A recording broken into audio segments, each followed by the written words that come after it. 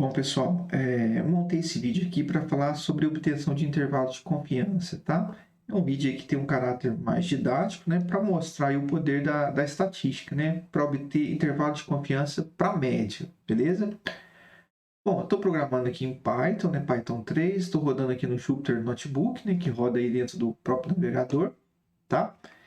E eu montei esse exemplo, gente, pensando aí, por exemplo, numa indústria farmacêutica, né? Pensei que existe um processo produtivo de comprimidos, né? E cada comprimido desse aqui deve ter uma quantidade de ativo próxima do valor declarado pelo fabricante, né? O valor declarado aqui eu considerei como sendo 25 miligramas, né? Então, cada comprimido desse aqui vai ter um teor aí, um teor próximo de 25 miligramas, certo?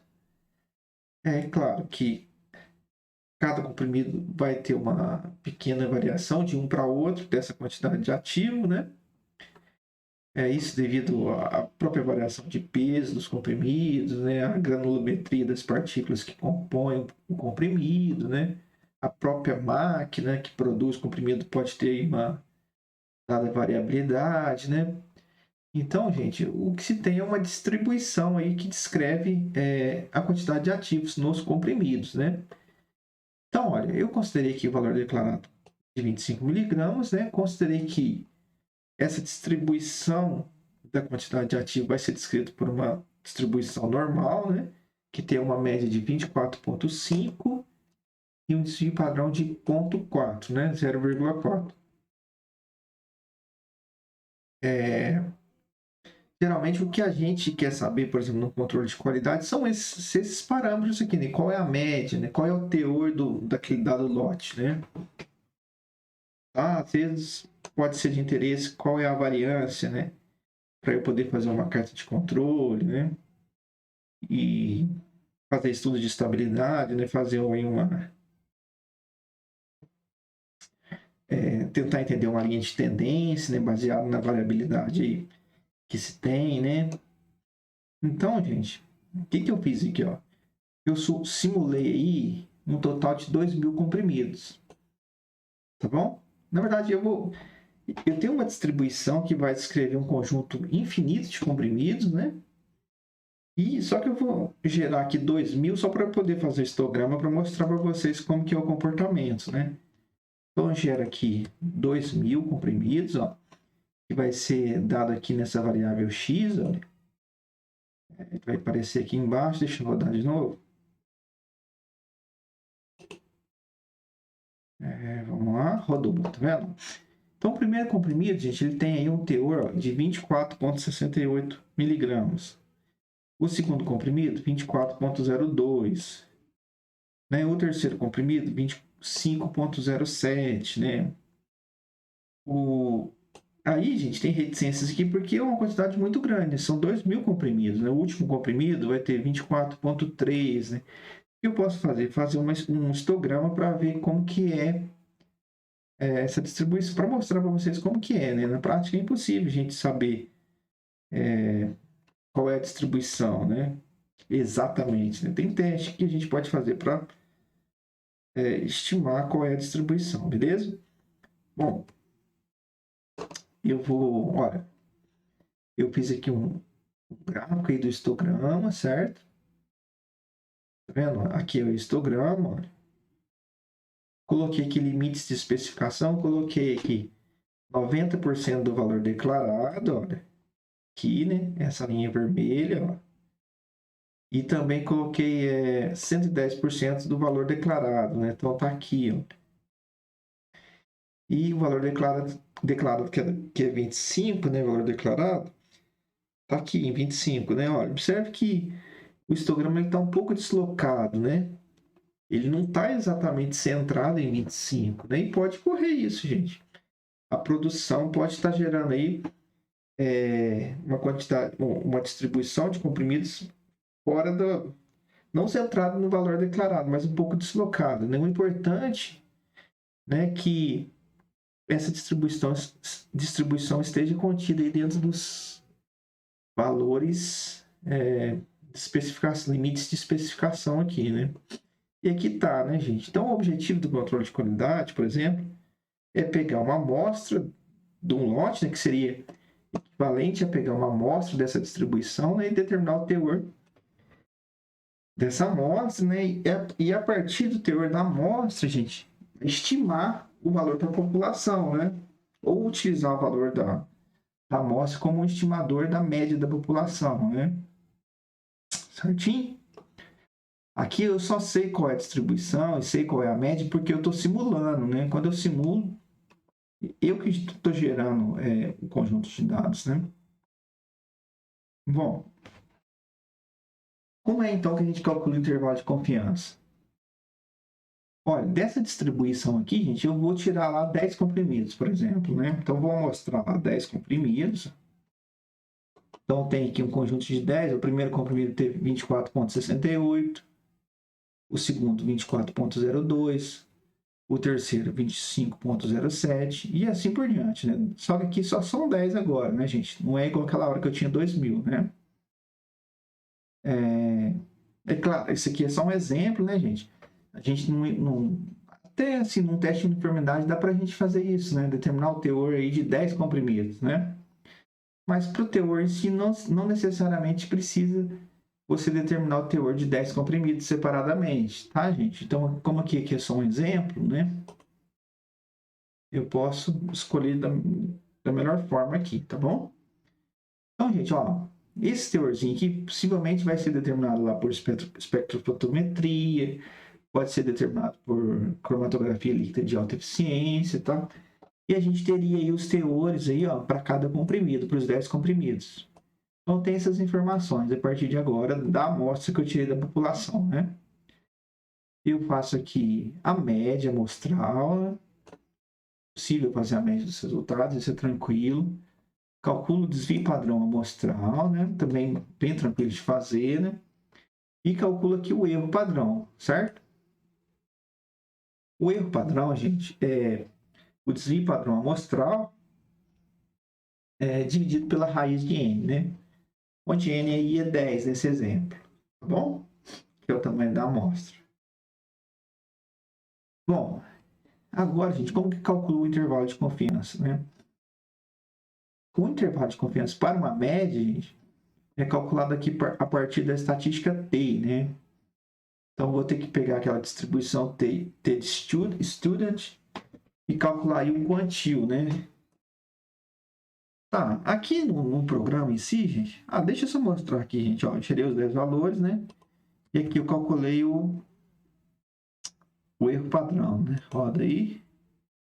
Aí ele não mostrou, peraí, gente. std error. Aí tem o valor do erro padrão, certo? Depois eu vou calcular, vou pegar lá o valor do t-valor, né, da distribuição t-student. Tá aqui no Python, gente, eu consigo gerar isso chamando uma funçãozinha, né? Eu passo lá a confiança que eu quero, que é de 95%, né? Calculo o que a gente chama de nível de significância, que é 1 menos a confiança, né? O número de graus de liberdade é n menos 1. E peço aqui o valor da estatística t, que é um quantil lá da distribuição t, tá? Eu não vou entrar para explicar a distribuição, senão eu complico muito o vídeo, né? Mas em outro momento a gente pode falar um pouquinho sobre as distribuições, né? Então, o t é um valor que vem de uma distribuição, né, que só depende da confiança e dos graus de liberdade, né? Então, pedir aqui o t-valor, é 2,26, certinho? Tem jeito de olhar em tabela também, né, gente? Olha, aqui, olha, o número de graus de liberdade era n-1, né? O tamanho da amostral era 10, né?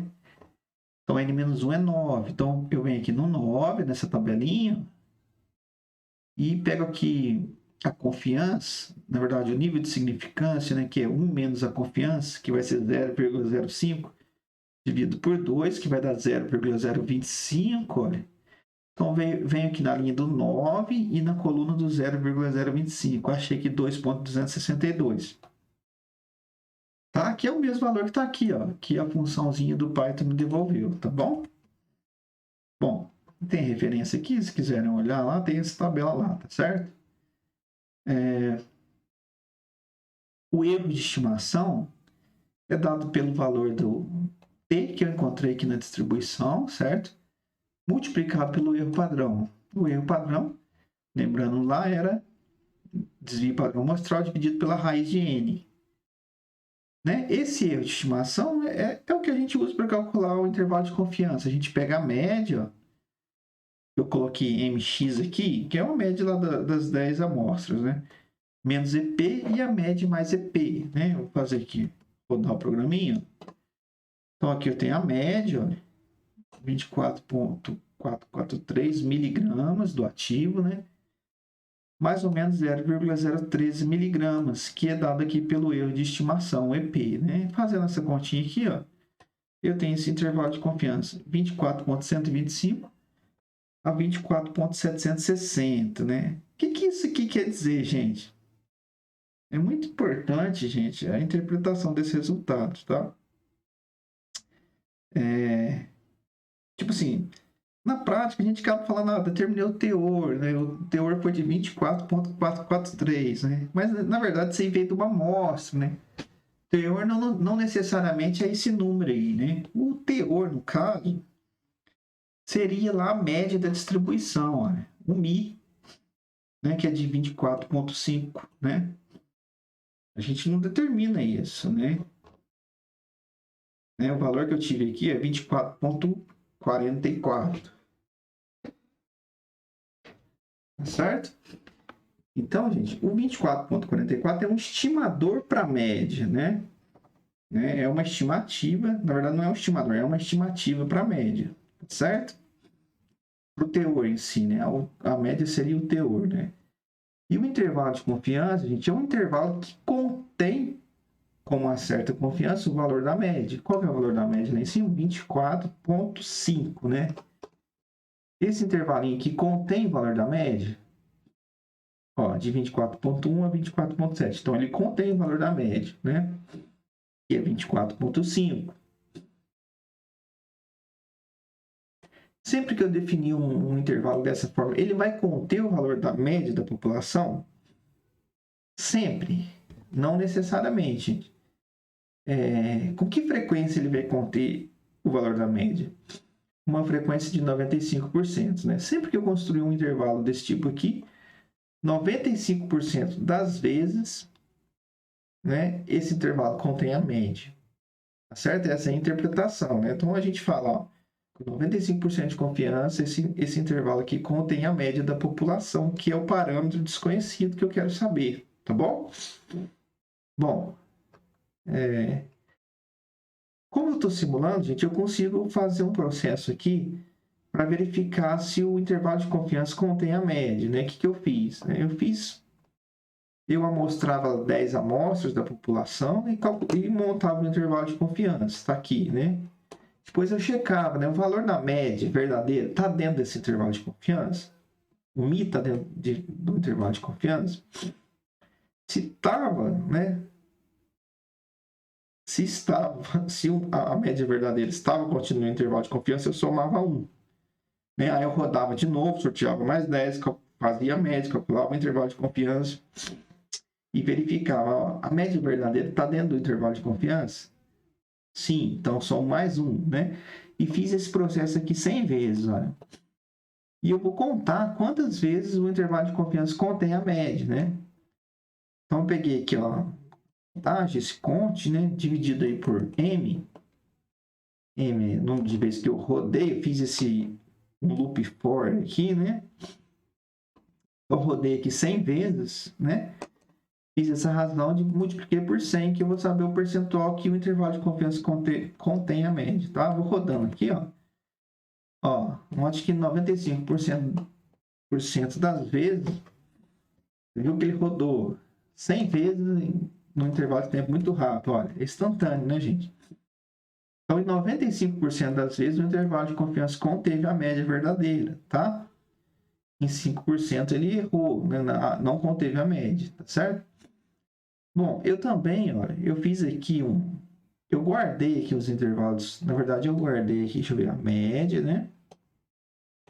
E guardei, deixa eu ver aqui, o erro de estimação, ó.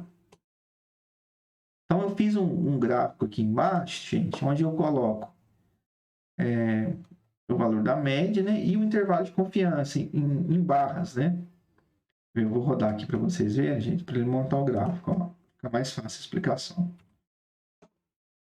Ó, a linha vermelha aqui, gente, é o valor da média verdadeira, certo? Que é 24,5, né, da distribuição lá. 4,5, certo? Aqui, a primeira vez que eu rodei o algoritmo, né? Construí aqui um intervalo de confiança, olha. Tá vendo que a média foi essa, amostral, né? E que o intervalo de confiança ele conteve a média. Eu vejo que a linha vermelha passa dentro aqui dessa barra preta, né? Segunda vez que eu fiz, ó, deu outra média. Viu que eu disse para vocês? Toda vez que você fazer o experimento, possivelmente quando você repetir o experimento, a média amostral vai dar outro valor, certo? Olha esse aqui. Deu bem fora, né? Às vezes a gente tem um lote, por exemplo, um lote que a gente quer fazer um reteste nele, né? A gente teve um valor antes, que é ver se ele vai dar o mesmo valor num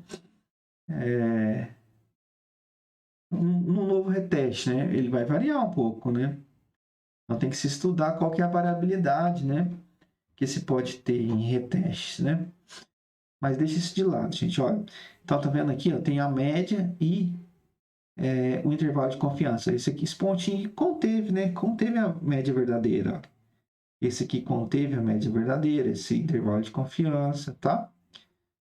E eu tenho pontos que não contêm a média verdadeira. Olha esse intervalo de confiança aqui, ó.